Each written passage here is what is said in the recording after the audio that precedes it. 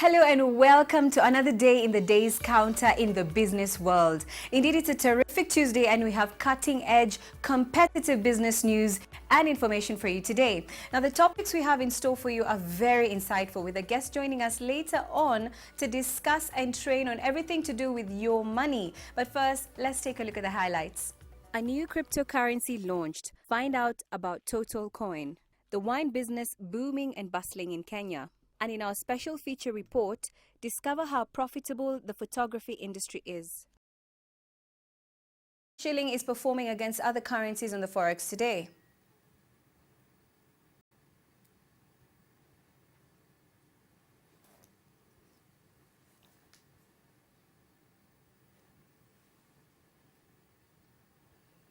Now, the question of the day today is, what are some bad money habits that you have and want to work on? What are some bad money habits that you have and want to work on?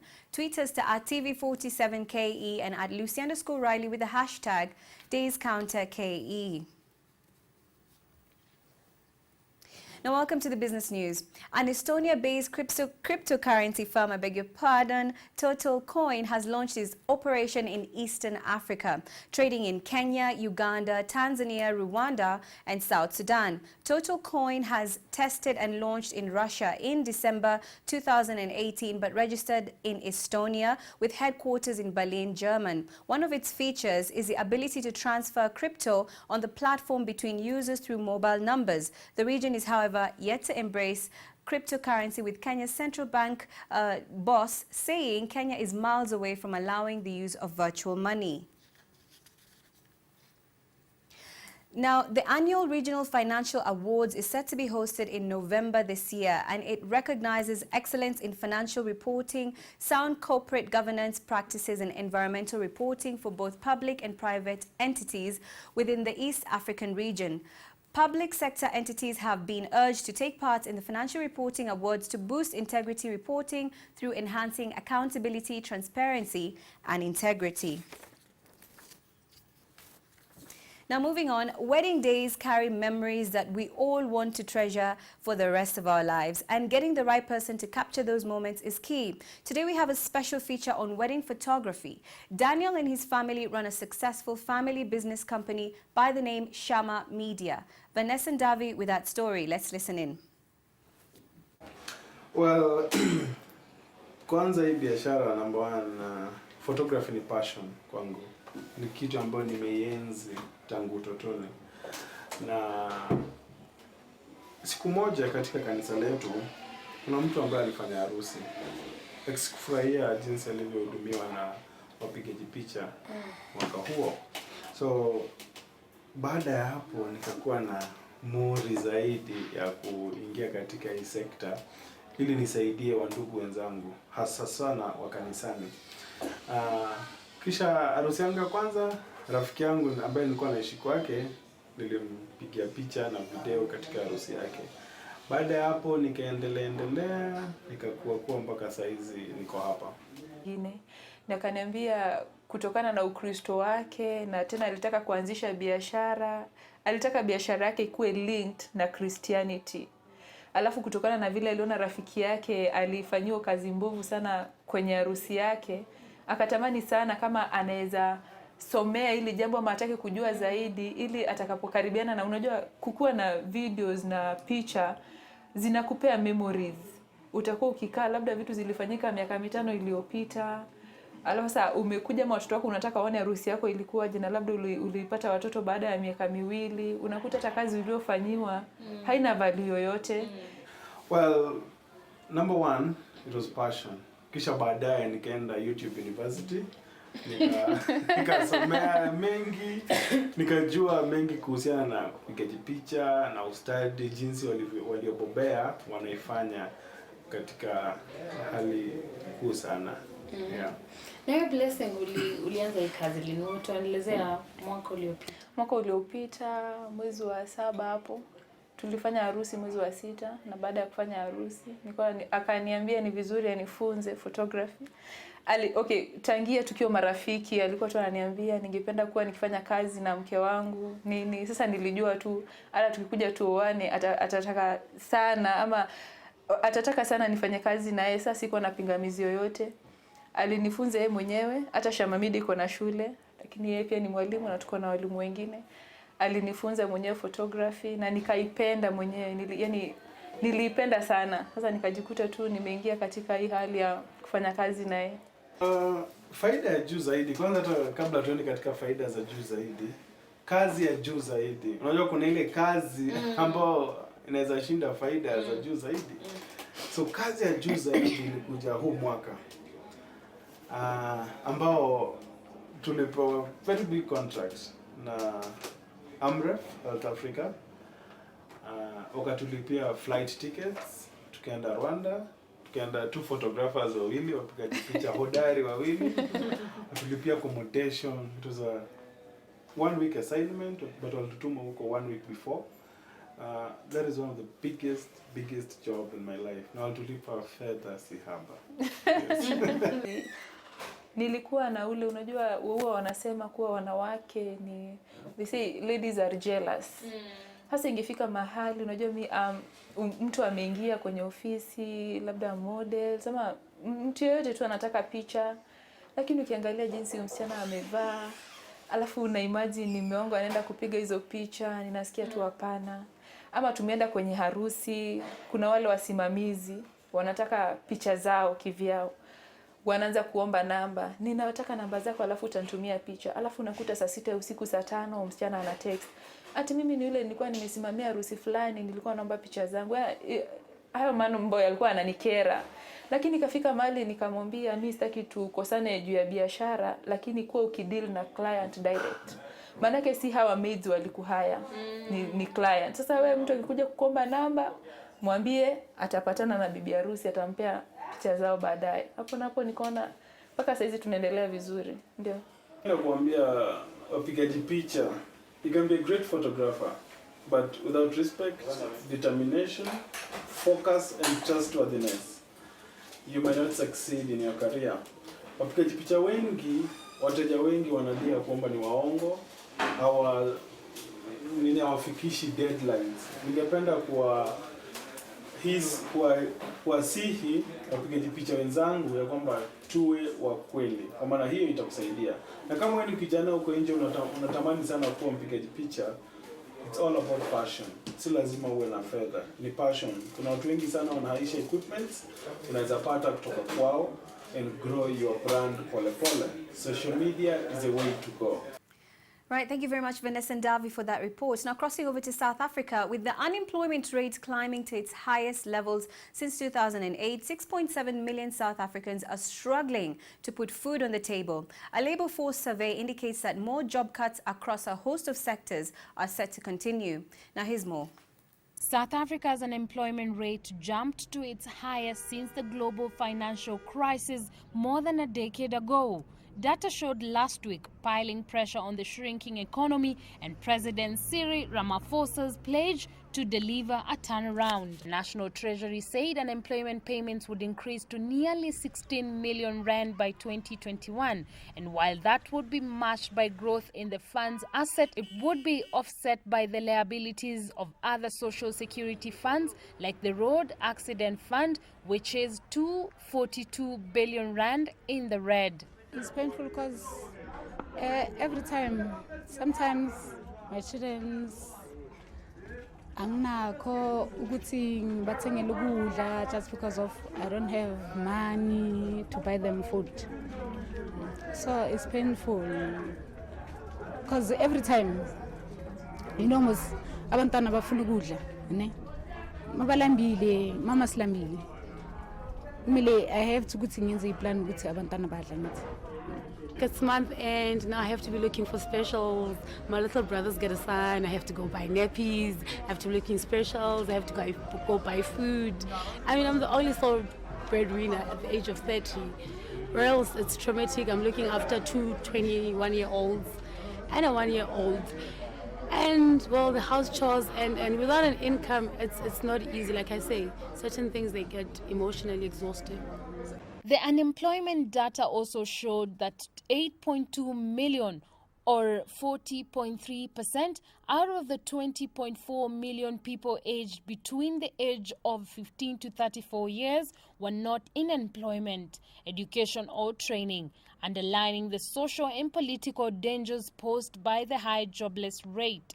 Nomsa Magona lives in Alexandra, an informal settlement for thousands of South Africans located in Johannesburg. Magona once worked as a waitress but says he has been unable to find a job for the last 6 months. So I think South Africa has been growing structurally like a developed country. So the sectors that have been growing fast have been sectors like the finance sector, construction sectors, and these sectors belong to the non-tradable sectors. So these are sectors that cannot be traded and we can't get revenues from them.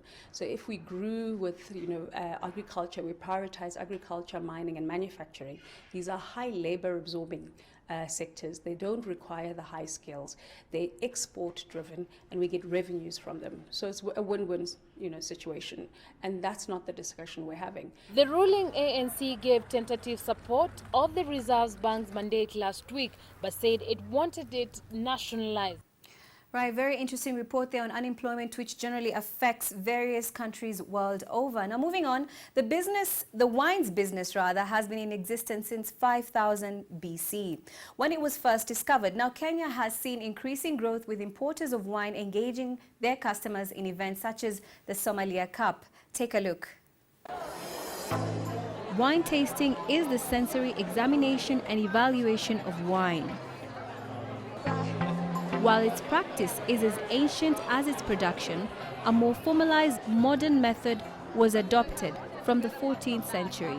Above all, as Wines of South Africa, we are seeing good growth in this market in a sense that Kenyans, with the knowledge base that they have, are now buying more premium wines, which is one thing that we think we can say a tick for us, because our focus has always been that, yes, let's introduce wine, but when we do so, introduce quality wine.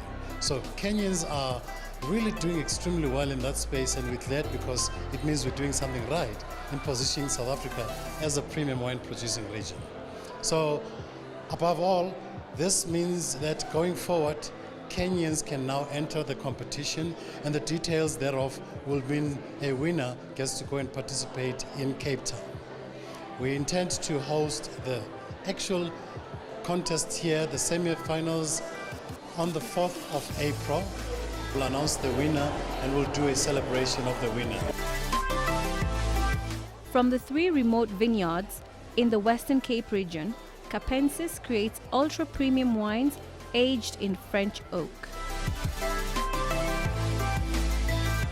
Outstanding Cabernet, Sauvignon and Merlot, along with some Pinot Noir and increasingly Syrah, are some outstanding wines to taste.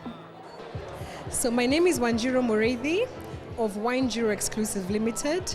Here today we're representing one of my clients who is Wines of South Africa, and we are launching one of their sommelier competitions, the Kenyan edition. The reason why we're doing a Sommelier World Cup is it's important for people in the wine industry to be able to benchmark themselves against people in their country and other than the world. So every country that South Africa exports to is able to participate in this competition. Kenya is participating for the second time. The Kenyan competition is being launched today. Entries are open online on wosasommelier.co.za, and anybody in the wine trade can enter. We'll have the entries open until 29th of March, and then we will have the Kenyan edition of the competition on the 1st and 2nd of April here in Nairobi.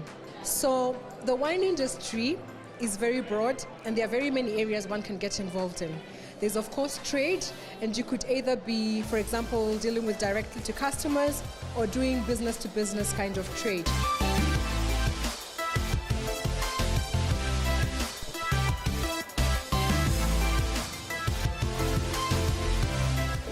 Yeah, so as a company, once we're on the map, as I said, we're importers, we'll be able to promote premium wines in Kenya, as Kenya right now is the fastest growing wine market we have in the world. So that's why all these people are ready to invest in Kenya. So I actually tell guys to come out, buy wine. We have good quality wine, so don't be shy. Wine is what you feel it is.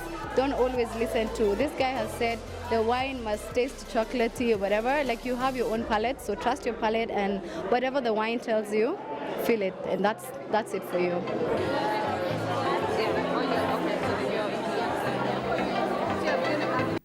Right, the wine business seems to be very lucrative currently. Now moving on, this year marks the 9th African Fashion Week, and this year Lunga Ntuli was part of those showcasing their designs. He's a South African designer and the brains behind Ellen watches. Here's more.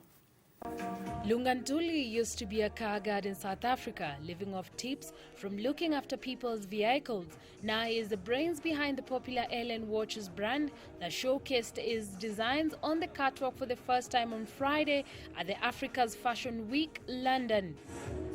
His watches sell between $60 to $75 depending on the size and the style. They can also be custom made. Each watch strap takes one full day to make.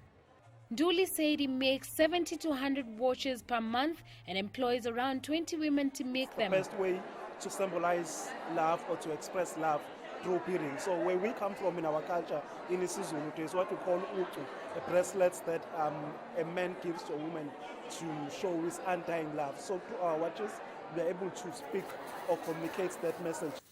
Right, now it's time to take a short break, but before we do so, here's a reminder of the question of the day.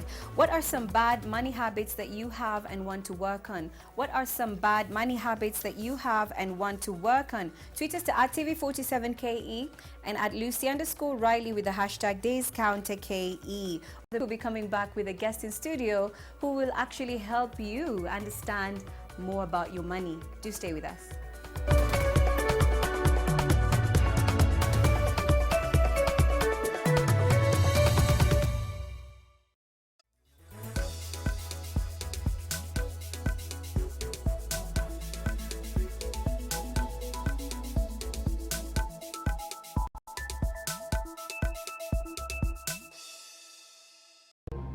Aliingianga raundi na ilikuwa raundi yake ya kwanza, na akaenda akabaki rani, akakufia Githurai. So hiyo ni sasa 2 years down the line. So mi nikakuja nikakuwa desperate na watu wangu wawili. I didn't know what to do. So I ventured into early prostitution na stripping. That is what I've been doing. And baadaye ndio nikakujanga nikarealize kuna clients wako na do na ni wa stingy. There are clients who have money but they are stingy. Sijuangi ama nikiwawekea au baki wakikufa, juu mi nikishaweka ni perembe, ile kitu na peremba na jiondoa.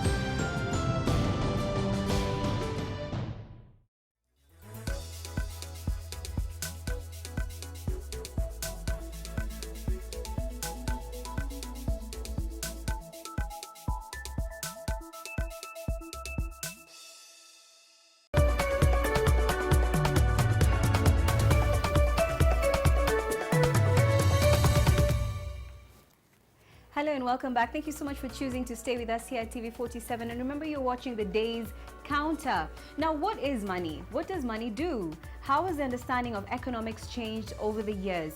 Financial literacy is a possession of the skills and knowledge that allows an individual to make informed and effective decisions with all their financial resources. We hit the streets to try and understand whether people actually know about their money and if they're using it the right way. Our reporter James Kimani took this on. Take a look. Well, we use it for everything. We buy clothes, we buy cars, we buy luxuries, we buy any form of entertainment using money.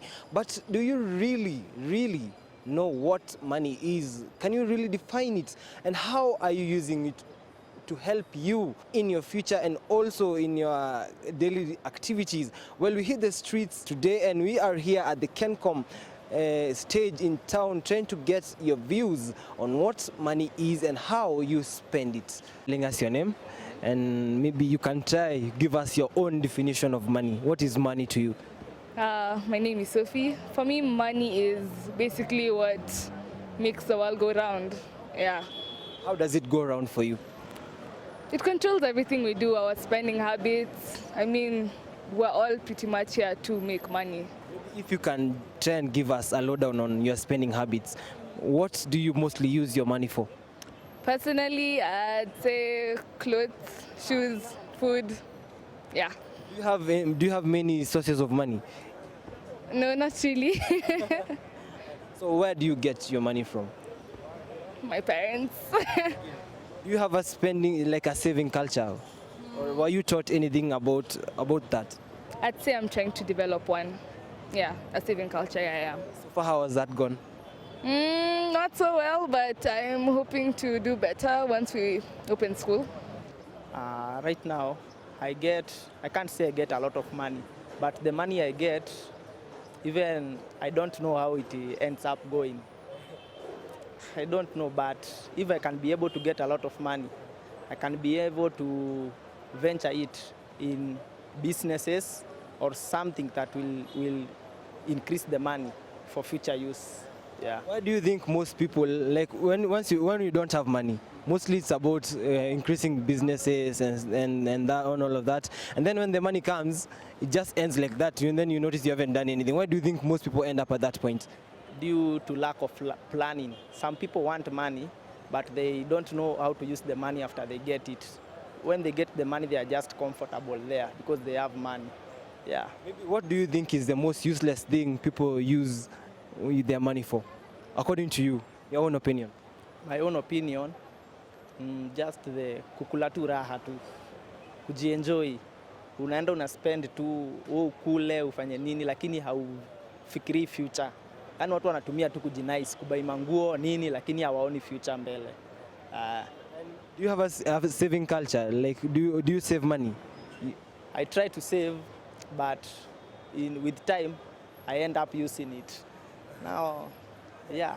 So if you were to go back and maybe ask for one thing to be done about money, would you recommend maybe getting financial education on how to spend money, or what would you recommend? Yes, I can recommend for the financial education about money so that people can be knowing how to use money, or when kids are growing, you can have an account where you will get money for you when you grow up, you start using it in your future to plan. According to you, what is your definition of money? My name is Clara Crisantas. According to me, money is any form of currency, either notes or coins. It is divisible, it is durable, it is also portable. Okay. According to me, money can be used anywhere. For example, in business, especially business. My name is Celestine Kirima. Money is any form of currency that you can use to purchase anything. Do you have any particular place that you guys spend money mostly? Yeah, clothes and shoes. Beauty, yes, closets, for example, in boutiques. Have you ever gotten any kind of education on how to spend money? Actually, no. But we just use money. Yes. Do you have any saving culture? Yeah, So how much do you save, let's say, in a month? in a month, maybe 2K. Yeah. I save only 3K per month. No. Very good question. You know, a lot of us don't have a financial literacy. We are not educated on money because the school system that we go through does not teach people about money. Nobody teaches you about money. They teach you chemistry, they teach you biology, they teach you, geography, but they don't teach you money, unless in a business class. So a lot of us leave school without really knowing what money is. So when we start to earn, we tend to be disorganized in the way we use our money. We don't plan properly. So it is true, a lot of us do not know how to spend money. We don't know how to budget, and plan for the money that we earn. So at the end of the day, we end up, spending money on items that are not important. Well, most people actually know about money. Most people work and save to get their money, but according to the few that we have been able to speak to, most of them can't actually account for the little that they have. Most are saying that they are saving. Most of them have accounts that they use to save, but by the end of the day, once they withdraw that money, their spending culture does not necessarily add up to what you can say is an accountable life. Well, I'll hand it back to you in studio from here at the Kencom stage in Nairobi CBD so that you can continue informing us more on this topic. All right, then. Thank you so much for that, Mr. Kimani, the man with the money. I hope you also have a saving culture wherever you're actually watching this from. And just a reminder about what the question of the day is, because we've got several comments that are coming in from your end. What are some bad money habits that you have and want to work on? We've got a comment here coming in from one Douglas Mokua saying inability to save. Now, of course, you can call us as the show progresses so that we can be able to answer your questions with our expert in studio. We have Mr. Peter Gitao, who is actually a certified microfinance expert, consultant, and trainer. And thank you so much for joining us here today. Karibu sana. Thank you. Fantastic. So we're really here to demystify and understand more about money. We've been able to watch a little excerpt there on what people actually think about money. What is money, and what is your take on what people, the Mwananchi, thinks about money? Well, I'm very grateful for the interview I've done to those people. I've heard with my own eyes, I've heard with my ears, and I've seen that most of the people really do not understand money. And it is true, like that Musa has said, that we go through school, right from nursery, maybe up to university. And there's not a single lesson about money.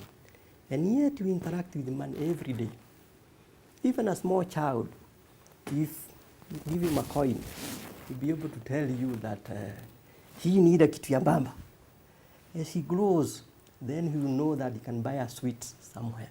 So the moment he gets that coin, he'll be running to the shop and buy a sweet. So right from the beginning, we teach them that money is to be spent. And you have heard most of them say that they literally spend. But coming back to your question, money is simply the universal definition is a medium of exchange. Initially, people used to exchange. You exchange that pen, maybe it is blue, mine is black. Then, if I find that it is equivalent, maybe the rest of the ink and the rest of your ink, then we are able to agree. I take yours and take mine because I want a different color. But as time progressed, it became difficult for people to use that because maybe you have a pencil, you have a pen. Of course, there can be no level exchange. But then people looked for something which is universal.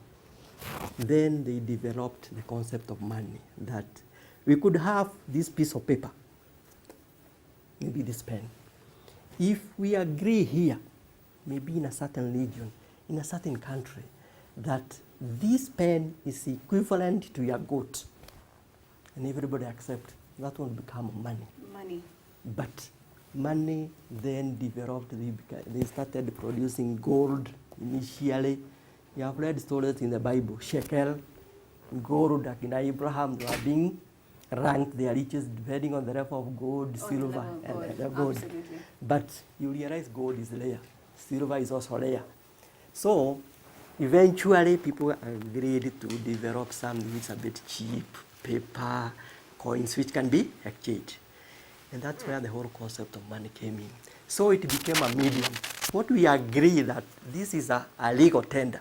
As long as it's accepted within a country, it becomes a legal tender. A legal tender is something which can exchange and you get an equivalent amount of your phone. If it's cost 10,000, I give you notes equivalent to 10,000 as long as it's accepted. But it can also be accepted even beyond a country, because you also agree on the exchange between Kenya and Uganda. If Kenya money has a higher value, maybe 1 shilling could be equivalent to 10 shillings of Uganda. It can also be used universally.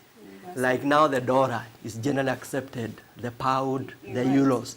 Those are the strong tenders. And maybe just to cut you short a little bit, we've seen that money has evolved over time. You've mentioned shekels, once upon a time being used, and then we've got dollars, we've got Kenya shillings, and we can see that there's even the introduction of cryptocurrencies and a digital type of a currency where you may be able to exchange. And actually, you've been able to see a few comments from, for example, CBK and Njoroge, Mr. Njoroge, that Kenya is not really ready to use things such as cryptocurrencies in order to actually use it as a means of exchange. So what is your comment on really the future of money and where money is going and how it's evolving, as opposed to using coins and notes and shillings to now using cryptos, and what is really the future?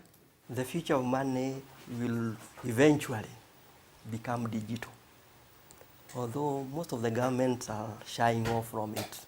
But when we started M-Pesa in Kenya, the same central bank and all the banks, they were very much against M-Pesa. But the number of people who have M-Pesa account compared to the people who have a bank account, you cannot even compare. So eventually, of course, I would understand why the governor of central bank is saying that Kenya is not ready. Because he wants, first of all, to put in place all the safeguards to safeguard us wananchi. Because you realize this is a new concept we are going to, cryptocurrency. Most of us do not know. If you do not know about the money we have been using for years, how will you know? Crypto is even more, is even more serious. Complicated, yeah. So I understand where it's coming from, but eventually this is the direction we are going to be. Right. So we all know the benefits of money, of course, the things that you can actually purchase, spend, save, and whatnot. But talk to me about the evils of money and what really makes money not so good to have. I would like to talk about what is happening currently. You have seen the DPP prosecuting so many people. They arrest, the prosecution. All those people, they are being arrested because of money laundering. They took somebody's money, the wananchi, the taxpayers' money, for their own use. So it means, maybe apart from God, the other thing which is worshipped most is money. So anybody, if you are to get a chance, you'd go for money. So one of the main evils, especially in Kenya, is corruption, and is fueled by desire for money, because money does not follow the rule of equilibrium. So that if you're having a glass of water, the first sip will give you more satisfaction than the second and the third. At some point, you feel as if the water has reached this point. So the satisfaction you get afterward will be going down. Going down. But with money, the more you get, the more satisfaction you get. So if I have 1 million and I see you have another 5,000, nobody is looking, I'll just snatch it because I want to have 1 million and above. And above. And maybe just to actually bring us back again, you've mentioned that there is no actual place where you'll have enough or an equilibrium. But what then are these money-making opportunities? Because at the same time, you'll find that there's a big disparity and more people are lacking it than those who actually do have it. And a lot of the times you'll find the numbers reflect that very few Kenyans have at least $1 million bob in their account, say even $500,000 just there. So really, what are these opportunities that one can begin to do in order to create and earn and actually find more sources of money? Maybe I'll move back a bit and say that the efforts of money are many, right from the beginning. You see, Jesus was crucified, money exchanged hands. Slave trade, which was going on in Kenya and in Africa in general, was also going for because of money. The lifestyle diseases. If I'm well endowed financially, I'm likely to be eating unhealthy foods, sausages, snacks, and all those kind of things. I'm likely to develop cancer and all those. Those are evils of money. But coming back to your question, there are many opportunities of making money. But for you to make money, there are two things you need to know. That for you to make money, you need to understand one major concept I've developed. And it's known as the rice concept. That making money is not something you can do instantly. To make money, by rice I mean, rice, R stands for research. You need to do research. That whenever you are going around, you look for whether there is a money opportunity, you research. That if you are coming from Gara, and you realize that when you look at the sky, there is a heavy cloud, you should know that's a money opportunity. That is the research. What do? You have identified it's likely to rain. When it rains, what do you need, especially if you are ready? You need a shower cap, isn't it? It's true. You need an umbrella. So instead of maybe spoiling that hairdo, good hairdo, what may be 1,000, and a shower cap would cost 50 shillings. If in the morning you pass through the shop somewhere, you buy 10 shower caps, maybe at 30 shillings. Along the way, when the first drop drops, yes, uzitoe. Any render you meet, hii 100. Nobody atakuwa akifanya hivi. Chukua. Kweli.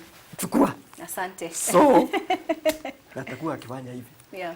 That's an opportunity. You really do not need to do.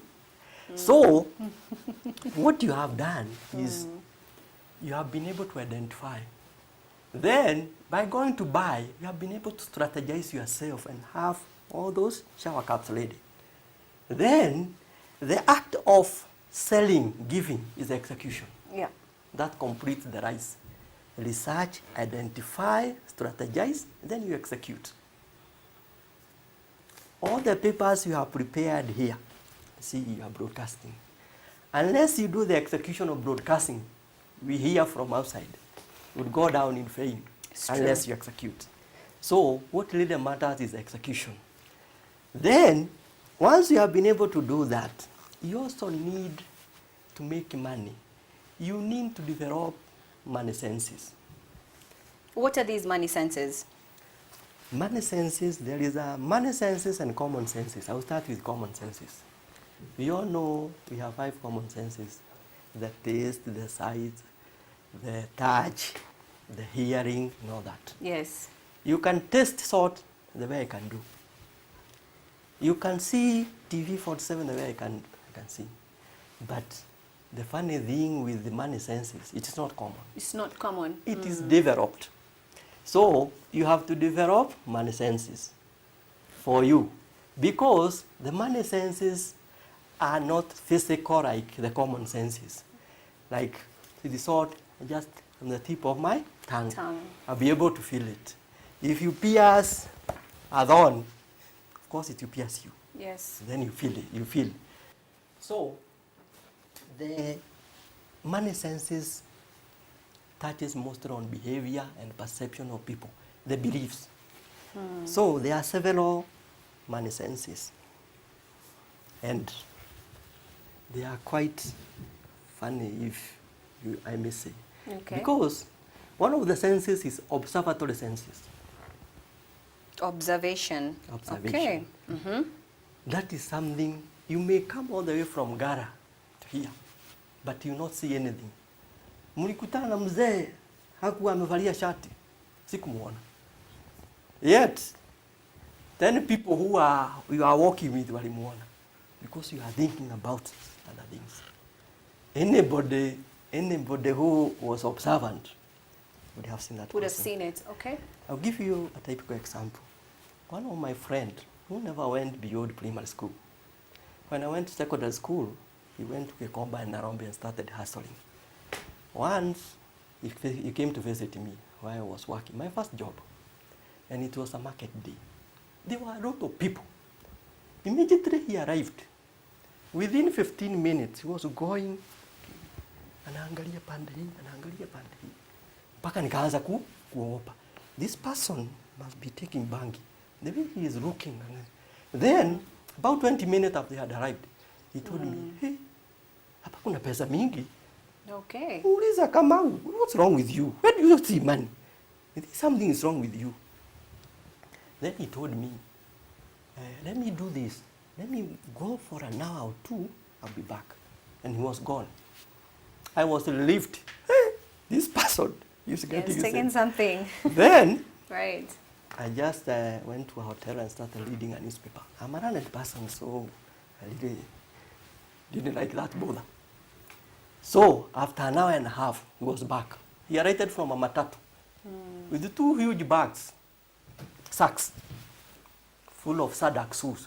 You remember the Sadak shoes? Right. Yeah. Yes. Then, nikamwona, nikatetemeka. Hui, he's back. He's back. Niambia, shika hapa kitau. Of course, I didn't want any embarrassment. I speak the English. And tunaweza tandika wapi? Namwambia ni hapa tu. Just here. Yeah.